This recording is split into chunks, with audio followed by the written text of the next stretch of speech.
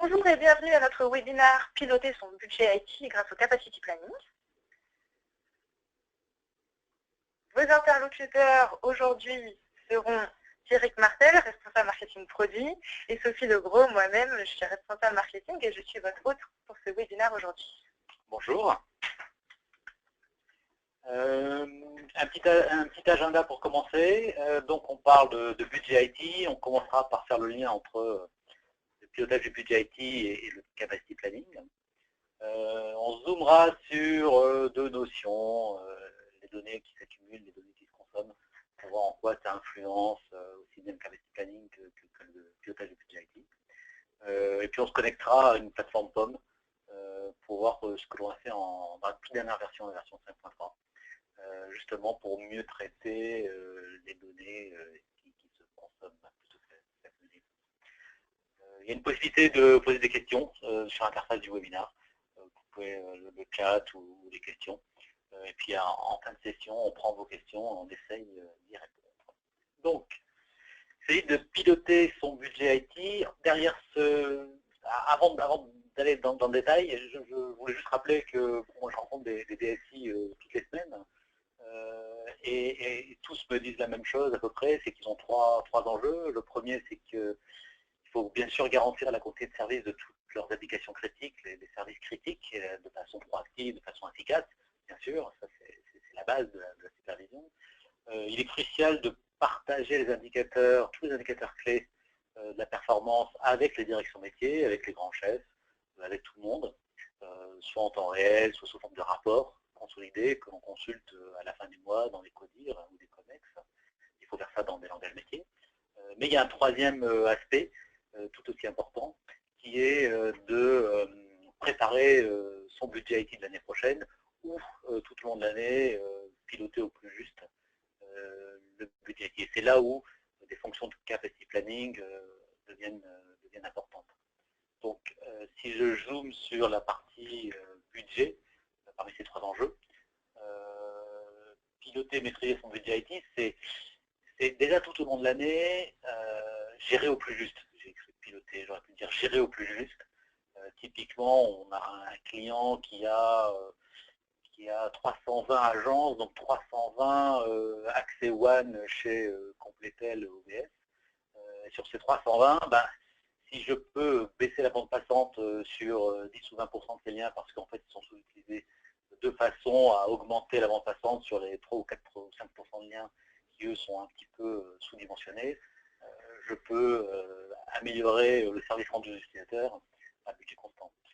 Et de même, dimensionner toutes les ressources système, tout ce qui est cluster, EFX, SAN, etc.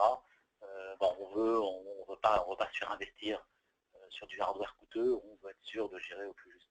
Mais plus généralement, piloter son budget IT, c'est pouvoir anticiper les investissements, les plus gros investissements, ceux qui se préparent dans les budgets annuels, qui sont revus une ou deux fois par an. Et là, ça suppose deux choses. D'abord, d'identifier quels sont les éléments d'infrastructure qui influencent la performance de chacun des grands services critiques. Et une plateforme de supervision bien complète saura fournir tout ça, bien sûr, mais de pouvoir projeter à 12 mois l'évolution de capacité, de consommation, de performance de ces fameux éléments d'infrastructure sous-jacents. Enfin, ce qu'il ne faut pas oublier, c'est que pour piloter son budget IT, il faut quand même être capable de valider que les investissements que l'on a faits ont bien porté leurs fruits. Il faut pouvoir déjà comparer les performances avant-après. Est-ce qu'on a bien obtenu le résultat que l'on voulait et pouvoir le prouver aux personnes qui signent le budget pour qu'ils puissent signer le budget de l'année d'après. Donc il y a quand même différents aspects à voir entre le jour, les investissements et valider a posteriori. Pour tout ça, sur une plateforme comme sur la plateforme POM, on va s'appuyer sur tous les rapports de disponibilité de performance applicative qui sont disponibles et qui permettent de mesurer la performance opérationnelle de tous les services critiques, bien sûr, mais on va avoir besoin d'une brique supplémentaire, la brique Capacity Planning, qui est une brique optionnelle, qui va traiter plus spécifiquement les points de dimensionnement. Donc c'est de cette brique Capacity Planning que je vais parler. qui nous amène au deuxième sujet. En fait, dans le capacity planning, lorsqu'on regarde les ressources, on se rend compte qu'il y a deux types de ressources. Il y a des ressources de type disque dur qui sont stockage en règle générale, hein, SAN, tout ce qui est stockage, qui sont dans une logique d'accumulation. Ça s'accumule, ça s'accumule, ça s'accumule, jusqu'à atteindre 100%, et quand ça atteint 100%, ça fait. Donc ça, c'est du capacity planning qui est relativement facile finalement à superviser parce que le volume s'accroît progressivement. C'est pas trop compliqué de faire une courbe, une droite qui montre quand est-ce qu'on arrivera à 100% ou à 80% de la capacité, et donc de prévoir l'investissement suivant. C'est pas tellement du capacity planning, on va faire du pilotage mois par mois, c'est plutôt préparer ses investissements et peut-être identifier quels sont les plus gros consommateurs. Maintenant, il y a un deuxième type d'indicateurs, de ressources, la bande passante, le CPU, la RAM, les IO, les IO disques, où là, on est dans une logique de consommation instantanée. C'est quelque chose qui varie toutes les secondes, toutes les minutes, toutes les heures en permanence. La consommation de CPU va avoir une très, très, très grande variation au cours du temps. Et on a beau superviser en temps réel ces mesures, le fait de mesurer un maxi n'est pas un vrai indicateur, parce qu'il est tout à fait normal qu'il y ait des pics qu'on atteigne le plafond. C'est normal, si ça dure juste 2 secondes, 3 secondes, ça n'a aucune importance. En fait, c'est prévu pour. Et par ailleurs, mesurer la valeur moyenne, ce que l'on fait traditionnellement, bon, ça n'a pas vraiment de valeur. La valeur moyenne, s'il y a de temps en temps des pics et de temps en temps des trucs très bas, ça n'indique pas grand-chose sur est-ce qu'on a bien dimensionné. Là, les risques sont un petit peu différents. C'est que si jamais on est en saturation régulière, on va se rendre compte d'une dégradation temporaire et progressive des performances. Et c'est là où il faut pouvoir faire des ajustements coup par coup, progressivement, peut-être sans attendre le prochain round de négociation de budget IT. Donc si je regarde un peu plus en détail sur chacune des deux types de logiques, accumulation et consommation, dans le cas de l'accumulation, la plateforme POC depuis longtemps a des rapports de capacity planning disk qui vont produire une alerte sur des plateformes d'un seuil, un certain taux d'occupation, ou qui vont pouvoir, c'est le petit graphique qui est en bas, ça c'est un extrait d'un rapport, montrer l'accumulation au cours du temps et tracer une droite rouge, une régression linéaire, qui projette alors soit à 6 semaines, soit à 12 semaines, soit à 1 mois, à 6 mois, à 12 mois, en fonction du temps d'accumulation des données, qui projette l'occupation future de l'équipement, de façon à préparer son budget. Ça, c'est quelque chose de relativement simple qui existe sur la plateforme POC depuis très longtemps. Ce qui est un peu nouveau et qu'on introduit en version 5.3, c'est le traitement des ressources qui sont en logique de consommation instantanée. Là, c'est un petit peu plus compliqué. Je prends un exemple de bande passante, où on a une bande passante comme ça sur une interface qui varie minute après minute et au fil des heures et au fil des jours, que je sais bien sûr mesurer, je sais mettre des indicateurs. En fait, si je veux faire du capacity planning là-dessus, sur mes 220 ou 330 clients, la WAN, détecter lesquels sont sous-utilisés ou saturés, j'ai besoin de nouveaux indicateurs qui sont des mesures de pourcentage de temps. C'est combien de temps dans la journée, dans la semaine, dans le mois, je passe en sous-utilisation, où en fait le lien n'est pas vraiment utilisé. Et donc peut-être qu'il y a une opportunité ici d'économie. S'il n'est jamais vraiment utilisé, ce lien, si 90% du temps il n'est pas utilisé, peut-être que je peux passer de 4 mégabits à 2 mégabits et économiser ainsi sur mon abonnement. Et de même, je veux mesurer le pourcentage de temps passé en saturation quand je suis tout en haut de la courbe. Si jamais je passe un petit peu de temps en saturation, c'est pas gênant. J'ai une petite dégradation de performance très temporaire, personne n'y voit rien, ça impacte pas le business. Par contre, si je suis trop souvent en saturation, là j'impacte tous les users et c'est le moment d'investir et peut-être d'augmenter la capacité du lien. De même pour des ressources type CPU, RAM, IO disque. Donc pour mettre en œuvre ce type de mesures, on a créé des notions de tranches de valeur, la classe 1, la classe 2, la classe 3, les tranches de valeur tout en bas de la courbe qui sont représentatives d'une sous-utilisation, les tranches de valeur qui sont l'utilisation optimale, et les tranches de valeur qui indiquent une saturation. Si j'indique ça sur mon graphique, j'ai mis une une droite bleue, une droite rouge. Si jamais mon lien est tout le temps en dessous du bleu, en fait, il est tout le temps sous-utilisé, c'est peut-être le moment de diminuer par 2 la bande passante. S'il est très souvent au-dessus du rouge, en fait, il est très souvent saturé, et là, il faut peut-être investir parce que je dégrade les performances. Donc, en fait, ce que je vais mesurer, c'est combien de pourcentage du temps, combien de temps j'ai passé proportionnellement au-dessus du rouge ou en dessous du bleu. Et c'est ça les indicateurs pertinents qui me permettent de savoir, de faire des choix d'économie ou au contraire d'investissement.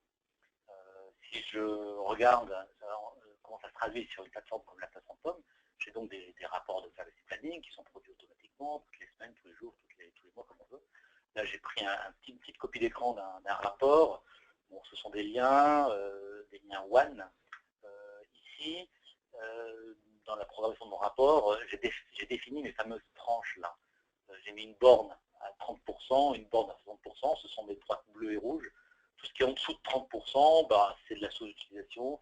Tout ce qui est au-dessus de 60%, c'est plutôt de la saturation. La question, c'est est-ce que je suis souvent au-dessus de 60% ou est-ce que c'est une fois de temps en temps?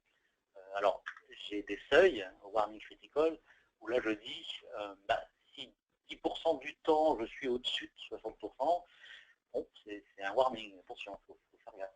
Si 20% du temps je suis au-dessus du seuil critical, donc en saturation, bon, bah là c'est de la saturation et les performances sont impactées.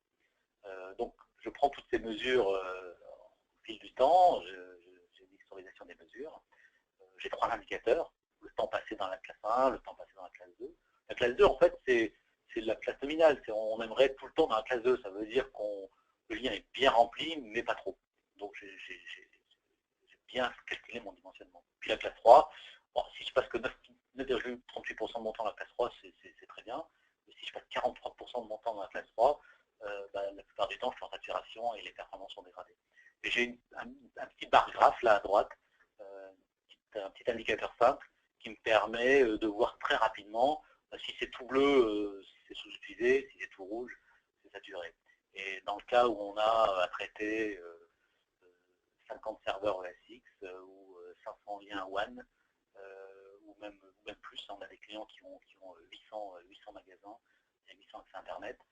Avec ce type de paragraphe, on va pouvoir très rapidement faire son shopping dans quelles sont les interfaces à traiter, dans un sens ou dans l'autre. Peut-être que ça serait le moment de passer en mode démo. Alors, je rappelle, si vous avez des questions, n'hésitez pas. Vous utilisez l'interface pour poser vos questions. Alors, pour une démo, on a sur notre site internet qui est ici, un bouton bleu, un gros bouton bleu à droite, qui s'appelle démo en ligne. C'est en fait une plateforme Pomme qui est en version 5.3, donc la toute dernière version, sur laquelle on peut se connecter. Donc, bon, vous connaissez probablement la plateforme Pomme avec son bac à événements, son inventaire. Une nouveauté de la 5.3, j'en profite tant qu'on passe par là, même si ce n'est pas le sujet du webinaire, c'est qu'on a revu entièrement l'interface là de l'onglet Maps pour beaucoup plus facilement gérer ses cartes. C'est quelque chose d'assez sympa. Et donc aujourd'hui, on est là pour parler du module report, qui est le module de rapport. Alors sur cette plateforme de démo, c'est une vraie Pomme en version 5.3. Par contre, c'est des fausses données. J'ai un petit automate qui crée des fausses données pour des faux équipements. Et j'ai créé des rapports avec ces données. Donc j'ai ici mon premier exemple de rapport de lien One, celui qu'on regarde à l'instant, où j'ai donc la définition de mes bornes, mes rapports, et là je peux faire un listing de type top 5, ou alors une liste triée, là c'est trié par le nom du routeur de site, ça pourrait être trié par n'importe quelle colonne, et c'est là où je vois assez facilement, quelle que soit la colonne de tri, grâce à ces petits barres graphes, je vois assez facilement quels sont les liens qui ont des problèmes ici, ça s'affiche aussi en rouge dans la colonne de gauche. Donc ça, c'est un rapport qui est créé. Tous les rapports de la plateforme Pomme sont créés à base de modèles. On ne livre pas de rapport prédéfini. En fait, vous avez un modèle ici qui montre que le rapport est créé sous forme d'un listing, d'un widget de listing. Et en fait, c'est 2 fois le même widget, sauf qu'une fois, je me suis limité à 5 équipements une autre fois, j'ai pas mis de limite. Mais c'est là que je programme mes fameuses bornes C1, C2, C3. Un autre exemple de rapport similaire sur le capacity planning va être un rapport qui, là, essaie de traiter un cluster de données. Donc on a des widgets supplémentaires. Là, on est, donc ce sont des fausses données, on est sur un cas théorique, on aurait un cluster ESX de 6 machines. Et ce que je vais voir, c'est ce fameux taux de saturation, le pourcentage de temps que je passe au-delà de la troisième borne, machine par machine. Et je me rends compte que sur 6 machines, j'en ai 3 qui sont en saturation, 2 qui sont plutôt bien utilisées, là, en vert, c'est que tout va bien, puis j'en ai une qui est peut-être sous-utilisée. Et puis je peux voir comment ça se répartit, et pareil, j'ai le même petit graphe, ou bar graphe, qui m'indique que les machines, voilà, les 3 machines en saturation, là, qui sont ici, et les machines qui par contre sont moins utilisées. Donc là, on est dans une logique un peu différente, c'est que pour toutes ces ressources qui sont consommées de manière instantanée, qui a beaucoup de variations, il y a des gens comme VMware ou autres qui créent des plateformes de virtualisation qui justement vont agréger toutes ces ressources pour essayer de répartir la charge de façon à mieux répartir. Mais si tout se passe bien, on aura tout en vert ici, tout sera bien réparti. Mais si jamais il y a quelque chose qui a été mal configuré, quelque chose qui est mal géré, on s'en rend compte tout de suite qu'on n'a pas un bon load balancing. Donc ça peut être aussi si on a une répartition de charge sur des front-end web, si j'ai 10 front-end web en répartition de charge, avec ce type de rapport, je verrai tout de suite s'il y a un problème d'équilibrage sur mes répartitions de front-end web. Il y a tout un tas d'autres usages. Alors, ce widget, je ne le détaille pas, mais enfin, on mesure à la fois la charge moyenne, juste pour avoir un indicateur, le temps qu'on a passé ici en C3 en moyenne, est-ce qu'il y a une évolution, est-ce que c'est en train d'augmenter ou pas. Et comme ça, je peux suivre semaine après semaine, est-ce que ça augmente ou ça augmente pas. Donc finalement, avec mes différents widgets de capacity planning, que je m'intéresse à la bande passante ou à des ressources système, CPU, RAM, IO10, je vais, que je sois sur un grand nombre d'éléments individuels, des AC1, ou plutôt un petit nombre d'éléments de même type sur lesquels il est censé y avoir une répartition, je vais piocher dans ma liste de widgets pour créer le rapport adéquat. Alors, en passant dans la 5.3, si je me crée un petit rapport, là, on a revu l'interface. Jusqu'à présent, la création d'un rapport, d'un modèle de rapport à base de widgets, était un petit peu compliqué, tout simplement parce que l'interface homme machine mélangeait tous les widgets, alors que là, ils sont rangés par catégorie, entre le formatage, mettre un peu de page, une zone de texte, un espace vertical, tous les widgets pertinents, à des listes de groupes d'équipements, à des groupes d'équipements, à des équipements, tout ce qui concerne les méta-indicateurs, tout ce qui concerne la performance applicative, tous les widgets en rapport au site, les widgets d'inventaire, d'autodécouverte, la fonctionnalité multisite, et donc cette fameuse fonction optionnelle capacity planning, avec les 3 widgets qui permettent de gérer le réseau, les 3 widgets qui permettent de gérer les ressources système et mon capacité disque qui existait déjà. Voilà un petit survol très rapide de la démo et de la 5.3. On va revenir pour conclure le temps que je retrouve mon PowerPoint qui se trouve ici. Un petit mot en résumé. Finalement, une plateforme comme POM, elle sert à faire de la supervision aussi bien au niveau IPM, APM et Business Operations pour assurer les contenus de service, anticiper les problèmes, etc., diagnostiquer.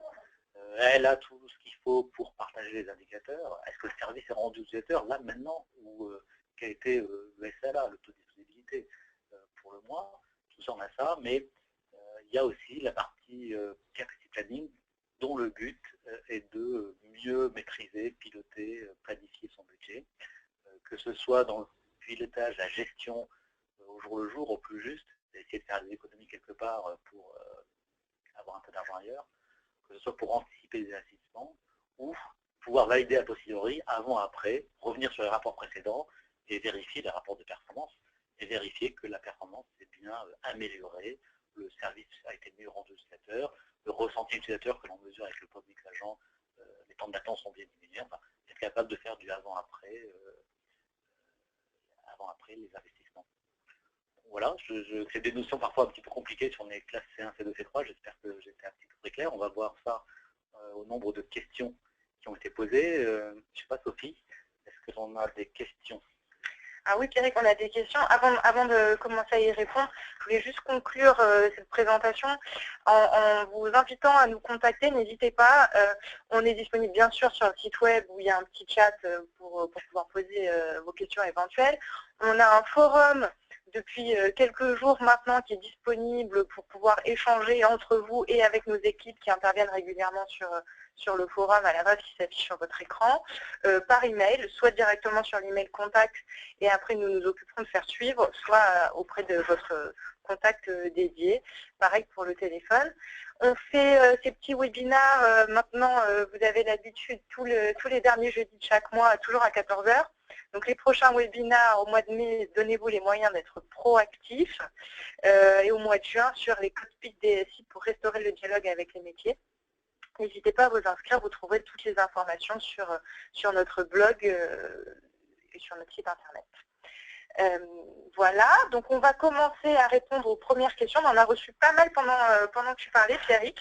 Donc je vais te les lire. C'était une bonne nouvelle. Si, tu es intéressé, je suis interpellée.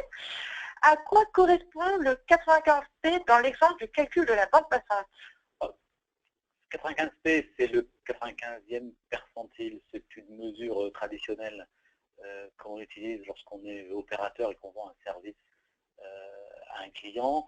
On vend pour une bande passante de 2 mégabits. Et en gros, ça veut dire qu'on va ignorer les 5% de données les plus élevés. Donc, si on fait un échantillonnage de la bande passante utilisée minute après minute, les 5% de données les plus élevés, on ne va pas en tenir compte en disant ça c'est des pics qui tiennent, et on va regarder les 95% de données et vérifier que ces 95P est bien en dessous des 2 mégabits que l'on a garanti. Donc c'est une donnée tout à fait traditionnelle dans le métier des opérateurs telco. Merci Pierrick. On va passer à la suivante. Je pense à quelqu'un qui a l'habitude d'utiliser POM. Faut-il déployer un agent pour superviser les disques, CPU, etc. Oui, plutôt quelqu'un qui ne connaît pas POM, parce qu'évidemment, POM est une plateforme agentless. Je ne l'ai pas précisé, oui, c'est sûr. Donc c'est une plateforme agentless.